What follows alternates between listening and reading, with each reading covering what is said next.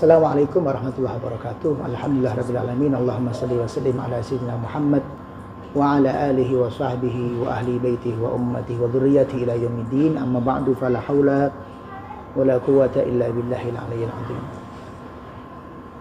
Yakini yang halal tidak akan berkurang, yang haram tidak akan bertambah. Teorinya Allah berbeda dengan teori matematika. Teori matematika, panjenengan kalau punya uang 1 juta ditambah 1 juta, maka hasilnya akan 2 juta rupiah. Tapi teorinya Allah Subhanahu wa Ta'ala, panjenengan punya uang 1 juta, kemudian panjenengan melarikan uangnya orang, panjenengan hutang dengan niat tidak membayar, panjenengan menipu orang, panjenengan mengambil haknya orang, panjenengan mengambil yang bukan milik jenengan 1 juta. Teorinya Allah Subhanahu wa Ta'ala, 1 juta uang halal tambah 1 juta uang haram, minus menjadi 2 juta rupiah.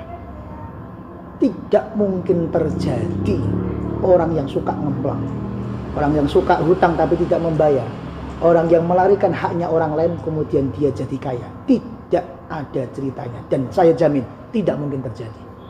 Teorinya Allah Subhanahu wa Ta'ala sederhana. Kamu mau menambah rizki dengan cara haram, bukan rizkimu yang bertambah, tapi rizkimu berkurang, bahkan nol, bahkan minus. 1 juta uang haram tambah 1 juta uang halal digabung, bukan 2 juta, tapi minus 2 juta. Sebaliknya, yang halal dan yang berkah tidak akan berkurang. Teori matematika 1 juta dipotong 100.000 rupiah, itu tinggal 900.000.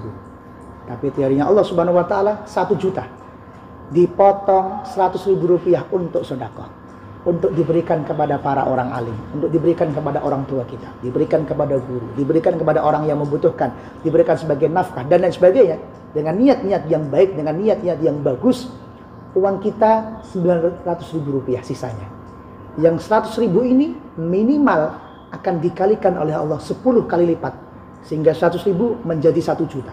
Sehingga jika digabung dengan uang kita yang awal menjadi 1.900.000 rupiah. Teorinya Allah, 1 juta uang kita dipotong 100.000 uang untuk sedekah menjadi 1.900.000 rupiah. Itu hitungan minimal.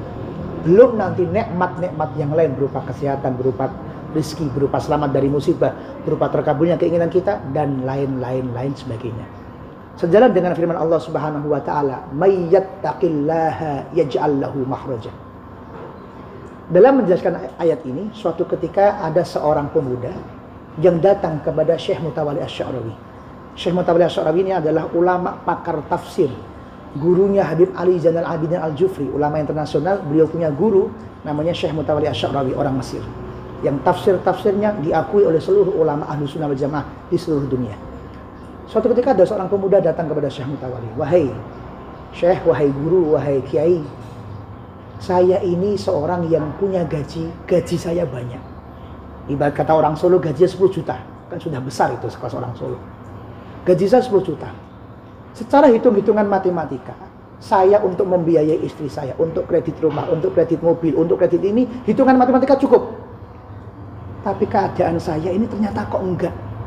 Uang mau tak buat bayar SPP, tahu-tahu anak sakit, masuk rumah sakit, operasi, bayarnya mahal. Uang mau tak buat bayar cicilan rumah, tahu-tahu istri ganti kecelakaan. Begitu terus yang terjadi, musibah demi musibah, kejadian demi kejadian, kemudian menyaut uang-uang saya, sehingga kemudian gaji saya itu banyak, tapi pengeluaran lebih banyak, sehingga tiap tahun saya minus, dan sekarang saya hampir tidak memiliki uang, dan hampir dikejar-kejar oleh semua orang yang menghutangi saya. Kok bisa begitu, Kiai?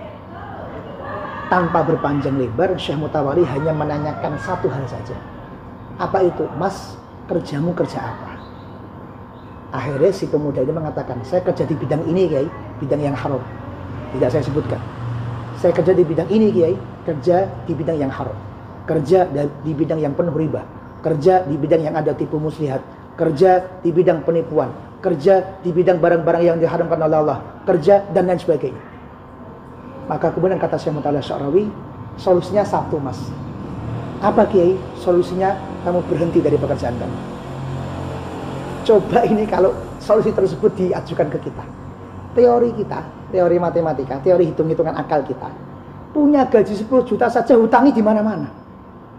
Punya gaji 10 juta saja, itu kita tidak bisa mencukupi kebutuhan kita. Lah kok ini kita malah sowan kiai, sama kiai disuruh untuk keluar dari pekerjaan kita. Ini kan kiai gak genah berarti. Itu versi kita. Tapi lihat bagaimana Syekh Mutawalli Sya'rawi menjelaskan kepada pemuda ini. Nak, coba kamu pahami firman Allah Subhanahu wa taala.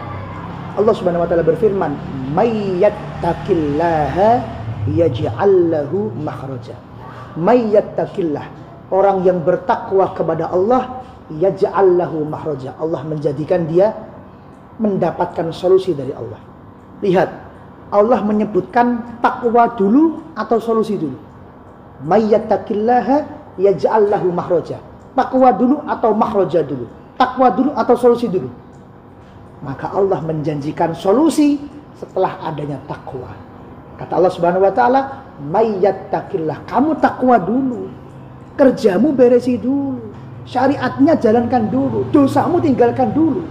Setelah aturannya Allah dipenuhi, baru yaj'al lahu makhraja. Allah akan menjadikan solusi untuk kamu. Jangan dibalik, kita nggak mau ikut lomba tapi minta hadiahnya, ya salah. Ikut lomba dulu, daftar lomba dulu, penuhi aturannya dulu, juara baru dapat piala, baru dapat hadiah, baru dapat prestasi. Allah juga begitu. Ayo, siapa yang mau solusi? Tak kasih. Tapi kata Allah, ayo tetapi syariatnya Allah.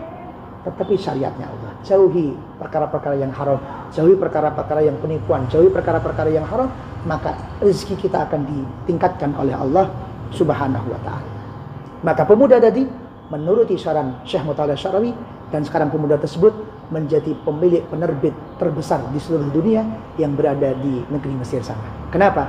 Karena dia mempraktekkan may yattaqillaha yaj'al lahu makhraja. Takwa dulu kepada Allah Subhanahu wa taala, baru kemudian orang tersebut akan diberikan solusi oleh Allah Subhanahu wa taala. Semoga dapat bermanfaat. Assalamualaikum warahmatullahi wabarakatuh.